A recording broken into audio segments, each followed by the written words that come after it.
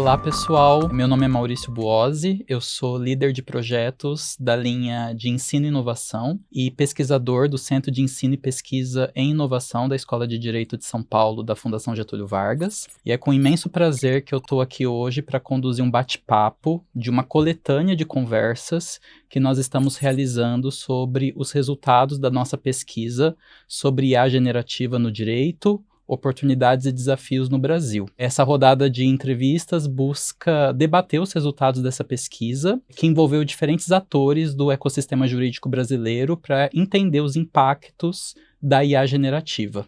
Estamos aqui hoje com o Lucas Pena, CEO da Pact, empresa especialista em negociações baseadas em conhecimento jurídico, inteligência de dados e gestão. Seja muito bem-vindo, Lucas. Obrigado. E a primeira pergunta que eu gostaria de fazer para você é um pouco partindo de um diagnóstico de que ao longo da pesquisa a gente identificou uma aparente contradição, né? Ao mesmo tempo em que a IA ela tem essa promessa de democratizar capacidades e acesso à ferramenta, ela também pode reduzir drasticamente os espaços tradicionais de entrada na profissão. Por exemplo, a maioria dos respondentes do survey da nossa pesquisa teme a substituição do advogado pela inteligência artificial em alguma medida, sendo os estagiários e os advogados júniores os principais alvos dessa potencial substituição.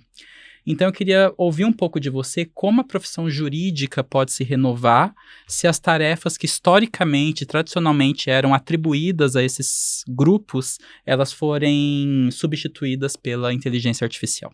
Muito bacana, queria te agradecer por me receber aqui primeiro. É uma alegria estar trocando um pouco sobre a pesquisa e sobre os resultados, né? A gente gosta muito do que vocês desenvolvem como grupo de pesquisa. Então, para a gente também é esclarecedor, né? A Pact existe há 8 anos já. Então, desde o início, a gente tem um olhar diferente para os problemas jurídicos, né? Eu não sou advogado, eu sou engenheiro de formação, convivia no mercado financeiro com muitas empresas em dificuldade e justamente o problema jurídico era aquele que surgia e incomodava nesses momentos em que elas tinham uma restrição muito importante financeira. E ali eu via como a resposta do direito a esses desafios, ela era limitada. Limitada às vezes por domínio tecnológico, limitada às vezes por um conhecimento complementar, e o quanto que muita das carreiras do jurídico é extremamente específica, né, muito mais parecido com a carreira de um médico, talvez, do que com a carreira de um engenheiro, no geral. Quando eu fui montar a Pact, eu me deparei exatamente com essas questões de como é que eu conseguia reunir pessoas que tivessem o conhecimento jurídico, mas que estivessem abertas a uma formação de conhecimentos complementares para que a gente pudesse construir uma solução que realmente fosse diferente do que aquilo que já era ofertado. Eu acho que a IA, ela traz algo que já era realidade no direito, na verdade. Eu acho que ela é um aspecto, com certeza absoluta, acelerador, né, do direito ter que compreender quais são essas habilidades esperadas da pessoa formada em direito e da pessoa advogada. Eu acho que as habilidades que já existem hoje, né, no sentido do conhecimento técnico, né, na pesquisa anterior de vocês já tinha um pouco desse highlight, né, o que é mais importante na formação da pessoa em direito, saber direito. E quando a gente contrata na Pact, eventualmente, esse saber direito, ele é o mais relevante. Aquilo que é muito difícil de você conseguir ensinar num período mais curto profissional. Agora, a gente tem muita aptidão para ensinar aquilo que, eventualmente, o direito não ensinou, o que a faculdade não ensinou. E uma parte desse aprendizado, ele vem através não necessariamente da execução de tarefas repetitivas. Ele vem através da exposição a coisas, a elementos diversos, né, e a formações teóricas complementares. Então, acho que apesar da IA trazer um pouco desse receio, como aparece na pesquisa, de que exista um corte no processo de formação, eu acho que, na verdade, o que ela vai exigir é uma mudança desse processo de formação. Mas eu não acho que ela exclua, né, até porque eu acho que isso ainda é miopia, né? A IA ela ainda está muito confundida com automações. Então, quando a gente fala a IA vai substituir tarefas repetitivas, isso a automação deveria, na verdade, substituir, né? A IA, no fundo, ela tem um potencial de substituir tarefas não repetitivas. E esse é o grande salto da IA generativa. Esse elemento, inclusive, está sendo até mal avaliado, eu acho, pelos profissionais jurídicos, porque eles estão muito focados nessas tarefas em específico. E essas soluções não necessariamente são IA, né? Na verdade, existe inclusive a questão do gerente hoje de uma grande empresa, né? O gerente jurídico de uma grande empresa hoje. Será que ele também não pode, nas atividades que ele tem hoje, ser substituído por uma IA no curto prazo? Né? Um gerente de contencioso de massa? Eu acho que sim. Nas tarefas que eles fazem hoje, eu acho que sim. Significa que você não vai precisar de um gerente de contencioso de massa? Acho que não, né? Mas com outras habilidades. Maravilha. E Lucas, com relação a essas mudanças, né, que você mencionou, muitas silenciosas, né, que a gente ainda tenta mapear, tenta compreender, e eu acho que a pesquisa ela busca fazer um pouco esse diagnóstico. Então, relações, né, dentre essas mudanças estão aí as relações dos atores que compõem o ecossistema jurídico, especialmente os clientes, né, ou seja, a gente tem muitos relatos de clientes que já buscam as organizações do ecossistema jurídico com respostas, né, que eles obtiveram por meio de ferramentas de inteligência artificial generativa, e os atores desse ecossistema têm que reagir a essas respostas, validar, não validar e por aí vai. E por conta disso, a gente tem mudanças também importantes na percepção de valor, ou seja, qual que é o valor do trabalho jurídico e como esse valor ele vai sendo remodelado, redefinido por essas novas ferramentas, né? Não apenas de valor, mas também contratação, remuneração, demandas, né, em termos desses serviços e conhecimentos jurídicos. Você teria dicas, recomendações práticas que dialogam com esse cenário que a nossa pesquisa buscou mapear em alguma medida e que tende a se potencializar, intensificar aí nos próximos anos com o avanço dessa tecnologia e seus usos pelos escritórios e departamentos jurídicos? Acho que com certeza. E eu acho que o cliente é grande promotor desse processo de transformação. Eu acho que, apesar da gente ser uma legal tech e não um escritório, né, a gente acaba tendo o mesmo ponto focal. Eu também atendo a empresa diretamente, né, assim como qualquer grande escritório atende a empresa diretamente. E hoje, as empresas já vêm, né, esse cliente jurídico, ele vem com critérios que não existiam antes. Era muito raro ele trazer para a mesa que ele queria contratar uma negociação automatizada, uma negociação com IA. Ele queria, na verdade, alcançar o acordo, né, ele vinha eventualmente mais focado nesse objetivo. Hoje ele vem também preocupado com o como. Grande parte desse como ainda de uma forma que eu julgo um pouco ingênua, no sentido onde ele vem, eu quero que você faça com o IA porque eu tenho uma meta que eu tenho que entregar algo com o IA. Ele nem está pressionado ainda a entender o que é IA, né? Mas ele está pressionado a bater a meta dele. Então, ele traz esse como porque é um elemento da composição da remuneração e dos incentivos que ele tem. Isso chega até mim, né, que sou uma legal tech, portanto, mais pautada em tecnologia, e essa conversa, para mim, ela é mais até benéfica do que o inverso, mas ela também chega ao escritório de advocacia, principalmente naquilo que é massificado. Não só nessa questão de eu já usei e tenho aqui uma opinião que vem da IA, mas no lugar do eu não quero mais os seus tempos. Porque a principal questão hoje no cheque da IA, para além da questão dos incentivos internos das empresas, é justamente o temporal. Eu não aceito mais o seu cumprimento de prazo em 2 semanas, 1 semana. Eu quero, na verdade, que você me dê respostas mais curtas, mais rápidas, mais on time. Então, assim, essa pressão, ela é muito grande. E ela é grande para as legal techs, ela é grande para os escritórios, ela é igual para todo mundo, porque se criou já uma prerrogativa de que ela precisa existir, ainda que nenhuma dessas empresas tenha políticas estruturadas sobre isso, e ela precisa existir porque tudo precisa ser on time, precisa ser online, mesmo que eles ainda não entendam por quê. Tá? Porque a verdade é que meu cliente hoje, ele ainda não tem IA para consumir o que eu entrego. Então, quando eu entrego o monitoramento de 20 mil processos de contencioso, como é o caso que a gente tem com o iFood ainda não consegue consumir essa velocidade de informação. Eu atualizo tudo em D+1 para ele, ele consome em D+1.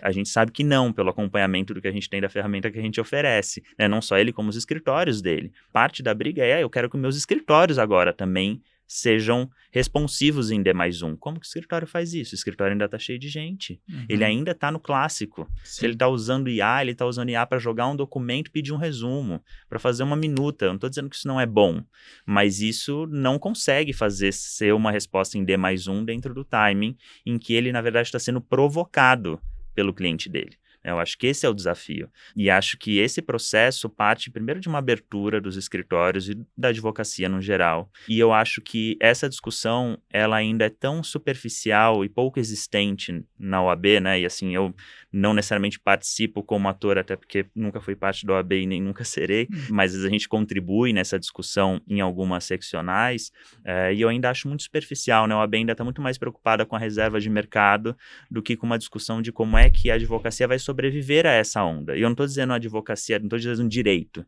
mas a advocacia como a gente conhece hoje e como ela foi criada nas últimas 2, 3 décadas, ela já vem se transformando, mas agora ela vai ser atropelada. A discussão deveria ser como é que a gente vai participar desse movimento. Esse movimento vai acontecer, ele já está acontecendo. A gente já tem empresas no Brasil com valuation de $1 bilhão dizendo que vai fazer o contencioso inteiro. Isso é uma realidade. Ela tem muito mais dinheiro para investir, ela tem muito mais recursos para investir do que qualquer escritório de advocacia no Brasil. Será que ela não vai fazer o seu trabalho inteiro? Eu imagino que sim, porque o plano de negócio dela tem que parar de pé, né? Então, como é que a ordem vai participar, né? Como é que a advocacia vai participar disso? Ele pode fazer o contencioso no seu lugar? Ele já está fazendo. Mas e aí, fica como? E você participa de que jeito? Os escritórios têm qual papel? Eu acho que quem sou eu para dar essa resposta, não sendo advogado, mas eu acho que essa deveria ser a conversa entre as pessoas advogadas, né? Como é que a advocacia vai participar? Porque que esse movimento ele vai acontecer e ele vai mudar completamente a maneira como a gente lida com demandas judiciais e esses conflitos no Brasil, isso não há dúvida alguma. Perfeito, Lucas. E até pegando um pouco um gancho dessa sua resposta sobre a questão não sendo se vai acontecer uma transformação, mas como os atores vão participar dessa transformação, que papéis vão assumir, novas tarefas, etc. Queria te ouvir um pouco sobre competências e habilidades, né? Você começou a sua resposta dizendo da habilidade primordial de saber direito, né? Como essa habilidade continua sendo relevante, importante para o trabalho do profissional jurídico. Sim. Mas queria te ouvir um pouco também desse ponto de vista dessa transformação, que outras habilidades, que outras competências você considera que são relevantes e que passam a ser exigidas por essa transformação em curso, né? Do ponto de vista não apenas da execução de tarefas, execução mecânica, mas do ponto de vista de elaboração de estratégia, de curadoria, enfim, outras competências e habilidades que passam a ser importantes nesse cenário de transformação. Sim, eu acho que uma coisa pra gente não esquecer, né, que é o fato de ter tido uma adoção tão rápida nas ferramentas de IA do consumidor, né, básicas, ChatGPT e afins, porque ela é um chat, né, ela é relacional, ela é interativa. O primeiro elemento, e a advocacia sempre teve uma certa dificuldade com essa habilidade, é a comunicação. Eu acho que a sua capacidade de saber se comunicar, ainda que não seja com uma outra pessoa, se está se comunicando com um código, com algo que, em teoria, está lá para pensar com você, né, ainda não por você, você precisa conseguir ter essa conversa. E a GV foi, talvez, uma das pioneiras em criar métodos de ensino focados nas questões da troca e da discussão, né, os métodos de Harvard e afins. Assim, eu acho que isso é fundamental hoje, né? Se a pessoa formada em direito, ela sai sem conseguir construir conhecimento pela troca, ela provavelmente vai ter sempre respostas superficiais, mesmo que não seja ela quem dê, porque a pergunta dela vai ser superficial. E se a pergunta dela e o problema que ela colocar for superficial, a resposta é sempre na medida da superficialidade onde que você coloca. Apesar de tudo, todos esses algoritmos eles estão sendo construídos para que eles sejam responsivos, te agradem, né, te respondam e estejam a contento gastando o mínimo de energia que eles precisarem. Então, se a sua resposta for muito superficial, se a sua pergunta for muito superficial, a resposta também será. Então, eu acho que essa habilidade de como você pergunta, como você se comunica, como você troca, ainda que seja com a máquina, ela vem sendo cada vez mais importante, né? A gente vê nesses 8 anos dedicado exclusivamente ao universo jurídico, quantas não foram os problemas que a gente enfrentou por falta de comunicação do próprio cliente, né? Dele não conseguir passar com clareza, textualmente ou oralmente, o que ele precisava, ou de dizer às vezes que ele não sabe. né? Até que nível eu sei? Porque você também pode pedir para ser desafiado por um chat GPT da vida. Me desafia, vai além daquilo que eu sei. Será que o advogado sabe dizer isso? Que ele não sabe algo? 100% dos meus clientes não sabem coisas que eu sei, senão eles não me contratariam. Mas quantos deles conseguem de fato assumir isso e pedir para que eu os ensine, eu faça por eles? Se esse tipo de conhecimento não existir, essa habilidade de saber comunicar isso for muito incipiente, aí realmente não vai ser com você, vai ter que ser por você que uma inteligência artificial vai pensar. Eu tenho certeza absoluta que, do jeito que os grandes negócios vêm sendo construídos, eles não vão se deixar engargalar por esse aspecto. Eles vão alcançar um outro jeito de fazer a mesma coisa sem você. Quando eu digo sobre essas discussões da ordem, hoje em dia, né, quando a gente pensa nessa questão da substituição e etc., eu acho que o que a gente não deveria abrir mão como sociedade, né, é da nossa capacidade de escolher. A gente vem sendo apresentado essa realidade da IA como uma realidade em que não há escolha.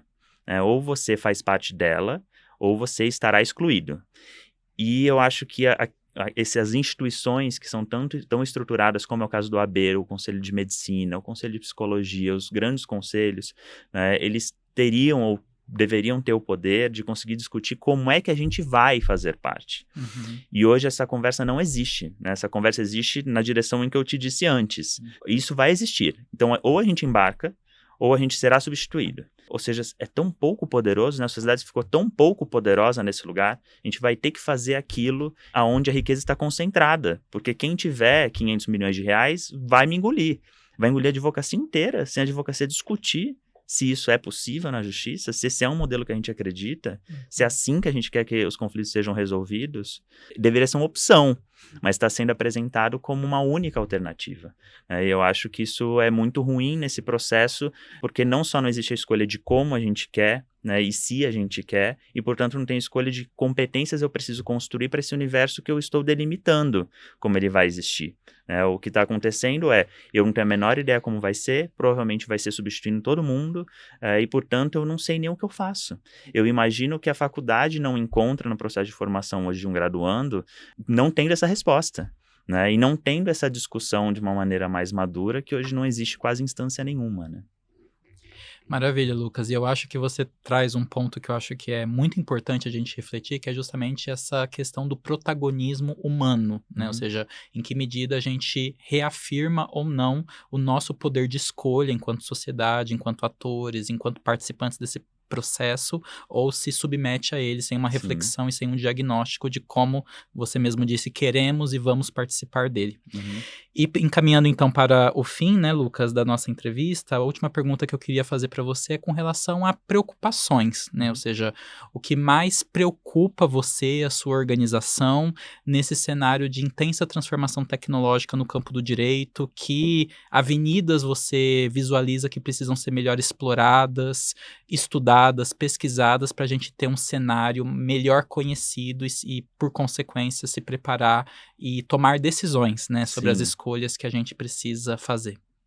A gente lida com muitas disputas diariamente, né? A gente vê de tudo, assim, sobre muitos tipos de organização, né? Tanto do ponto de vista trabalhista quanto do ponto de vista civil. E a gente encontra, do outro lado, muitas histórias. E nesse lugar, a gente vê ainda um poder de decisão, ao contrário do que vem acontecendo do lado das empresas, inclusive, muito grande. Os advogados dessas pessoas, né, sejam elas ex-trabalhadores ou ex-consumidores e assim por diante, ex-fornecedores, eles adotam muito a decisão de esse formato eu não aceito. Como exemplo concreto, né, a gente negocia mais de 1.000, 2.000 processos por mês. Uma média de 500, 600 pessoas adversas por mês. Essas pessoas, elas não aceitam determinados formatos de negociação. Não adianta eu querer impor, e é disso que eu digo sobre a gente escolher como a gente quer participar. Ele não se importa se eu estou analisando a proposta dele ou o processo do qual eu estou falando com IA, é uma questão de eficiência exclusivamente minha. Mas ele me diz, eu só negocio se você ligar para mim e eu garantir que você é uma pessoa. Muitos fazem isso. Né? Ao receber uma primeira mensagem do WhatsApp, um primeiro contato, em responder, eu quero saber se você é uma pessoa mesmo. Se você não, a gente pode se falar? Ele pede para falar, ele pede para ligar de vídeo. para ver que do outro lado tem uma pessoa. Porque ele fala, eu não quero ficar negociando com alguém que não é gente. Uhum. Eles já são assim, eles já estão tomando essa decisão, né? Então, como é que você vai lidar com esse cenário? Né? Como é que eu consigo trazer essas ferramentas todas para dentro dessa realidade de uma maneira que eu ganhe escala, ganhe capacidade de solução, que é bom para o conjunto da obra, né? Sem ignorar esse aspecto, não, se a gente ignorar essa decisão e esse elemento, eu não tenho engajamento, e aí eu tenho aspectos que não interessam se a ferramenta é boa ou ruim, se ela não serve para o outro lado, né? Então, acho que tem um campo ainda muito grande para a gente entender dessa questão das escolhas relacionais como seres humanos mesmo. Até que ponto a gente quer interagir com determinados tipos de ferramenta e de que forma? Eu acho que uma coisa é você produzir centenas, milhares de peças para serem protocoladas num sistema eletrônico. Uhum. Outra coisa é você querer olhar de fato para o outro lado e querer chegar numa solução diferente daquela. Porque eu acho que existe um elemento e um perigo muito grande no uso em escala de ferramentas que agora você consegue fazer peças tão rápido, em tanto volume, tanto faz a volumetria que você vai para a justiça. Antes eu via as empresas preocupadas. Eu não dou conta de mais de 5 mil processos. Hoje elas já falam, acho que eu dou conta de até 10 mil processos. Então deixa litigar, deixa entrar na justiça. Deixa esse problema ficar lá, porque agora eu tenho uma ferramenta que para mim é mais barata. Mas é isso que a gente quer como sociedade? Essa escolha, ela não é de ferramenta, né? Ela é uma escolha de como a gente quer resolver os problemas que a gente tem. A ferramenta, se a gente levar por aí, ela na verdade nos incentiva a ficar na zona de conforto de eu não preciso mais resolver isso, porque agora tá barato eu deixar esse problema se multiplicar. Uhum. E eu acho, e aí a gente vai para discussões depois como cidadãos de, mas a justiça é cara, a justiça é isso, a justiça é aquilo, olha o tamanho do que é. Pois é, mas as partes estão adotando ferramentas para inundar e encurtar o tempo, ou seja, pressionar ainda mais essa instituição a decidir mais rápido, com mais quantidade, com mais assertividade. Né? Esse sistema fica, às vezes eu fico pensando, a gente fica ali no meio, cara, esse sistema vai explodir, entendeu? As pessoas não vão aguentar isso aqui. Será que a gente não conseguiu um processo de humanização? Não estou dizendo para não colocar essa tecnologia para dentro, estou dizendo para colocar. Mas com qual objetivo? Dar conta do volume infinito, ou para que a gente transforme a maneira como as partes se relacionam e, portanto, como elas chegam a uma solução? Será que aí a gente não podia gastar uma energia melhor, né, que fosse melhor para todos os entes envolvidos nessa disputa? Eu acho que isso ainda está longe de acontecer. A gente ainda está muito mais tentando municiar as partes de ferramentas melhores para que elas briguem mais e melhor, em vez de serem ferramentas que ajudem elas, na verdade, a brigarem menos e alcançarem melhor os seus objetivos, sabe?